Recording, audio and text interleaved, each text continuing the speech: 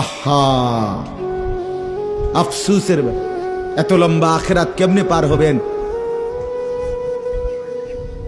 এত লম্বা কবরের জিন্দেগি কেমনে পার হবেন বলেন তো? নূহ আলাইহিস সালামের জামানায় যারা মারা গেছে তারা আজ কত হাজার বছর কবরে পড়ে আছে। ইব্রাহিম আলাইহিস সালামের জামানায় যারা মারা গেছে তারা আজকে কতদিন কবরে পড়ে আছে। হ্যাঁ, আবু জেহেল আজকে কত বছর কবরে পড়ে আছে? 1450 বছর, আরো বেশি,